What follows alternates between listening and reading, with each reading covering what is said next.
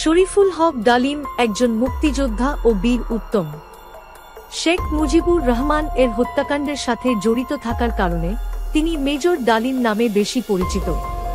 তিনি বাংলাদেশ সেনাবাহিনীর একজন প্রাক্তন সামরিক লেফটেন্যান্ট কর্নেল।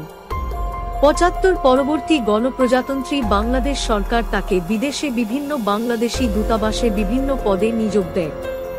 মেজর ডালিম এর জন্ম ২ ফেব্রুয়ারি ১৯৪৬ সালে।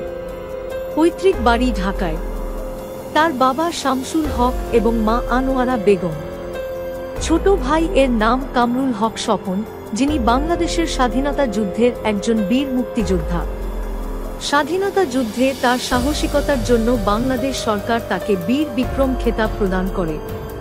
মেজর ডালিম নিম্মি চৌধুরীকে বিয়ে করেন এবং তাদের একটি কন্যা সন্তান রয়েছে।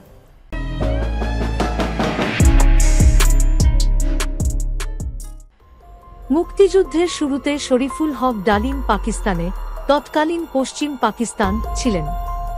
২০ এপ্রিল ১৯৭১ সালে তিনি পাকিস্তান থেকে পালিয়ে ভারত আসেন এবং সেখান থেকে মুক্তিযুদ্ধে সক্রিয় অংশগ্রহণ করেন। মুক্তিযুদ্ধের সময় বিভিন্ন অপারেশন পরিচালনার দায়িত্ব পালন করা এবং মুক্তিযুদ্ধে অসাধারণ সাহস ও কৃতিত্বের জন্য তিনি বীর উত্তম খেতাবে ভূষিত হন।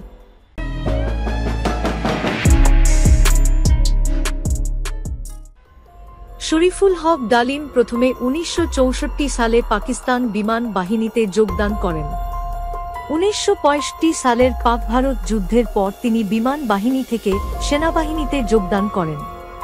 পাকিস্তান সেনাবাহিনীতে ১৯৭১ সালের এপ্রিল মাস পর্যন্ত কর্মরত ছিলেন।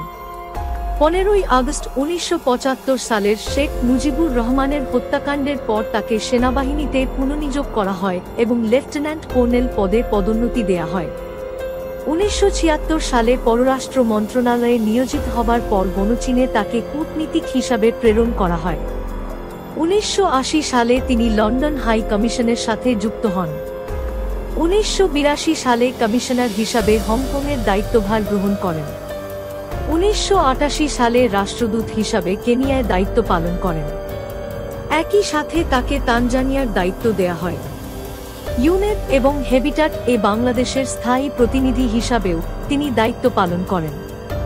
সোমালিয়ায় যুদ্ধকালীন সময়ে জাতিসংঘের শান্তিরক্ষা বাহিনীর অংশ হিসাবে প্রেরিত বাংলাদেশ সেনাবাহিনীর সদস্যদের সার্বিক তত্ত্বাবধানের বিশেষ দায়িত্ব তিনি পালন করেন। ১৯৯৫ সালে তিনি সরকারি চাকুরি থেকে অবসর লাভ করেন।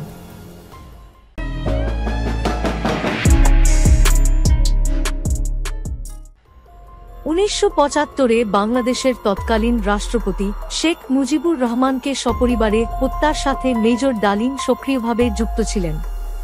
মেজর সৈয়দ ফারুক রহমান, খন্দকার আব্দুর রশিদ ও মেজর ডালিম সহ আরও কয়েকজন সেনা কর্মকর্তা ১৯৭৫ সালে একটি সেনা অভ্যুত্থানের পরিকল্পনা করেন। ১৯৭৫ সালের ১৫ই আগস্ট ডালিমকে রাষ্ট্রপতি মুজিবকে হত্যা করতে নেতৃত্ব দিতে বলা হয়, তবে ডালিম সেটি করতে অস্বীকার করেন। এরপর তাকে দ্বিতীয় ফিল্ড আর্টিলারি রেজিমেন্টের দায়িত্ব দেওয়া হয়। সেনা অভ্যুত্থান চলাকালে শেখ মুজিবকে হত্যা করা হয়।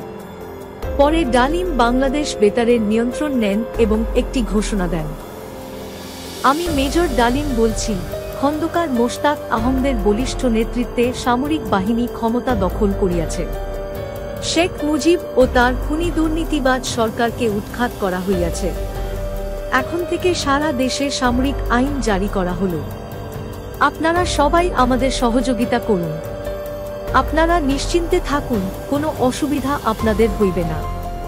বাংলাদেশ জিন্দাবাদ।"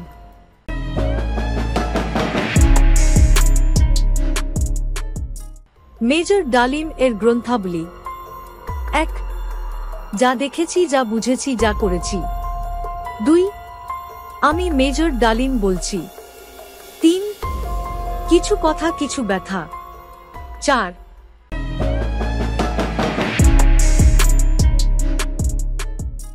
খেতাব বাতিল। শেখ মুজিব হত্যা মামলায় মেজর ডালিমকে মৃত্যুদণ্ডাদেশ দেওয়া হয়, তবে বর্তমানে তিনি অনেক বছর ধরে দেশের বাহিরে আছেন। 2021 সালের 6 জুন তৎকালীন আওয়ামী লীগ সরকার শেখ মুজিবুর রহমান হত্যা মামলায় শরীফুল হক ডালিম সহ মৃত্যুদণ্ডপ্রাপ্ত 4 জনের মুক্তিযুদ্ধের খেতাব বাতিল করে।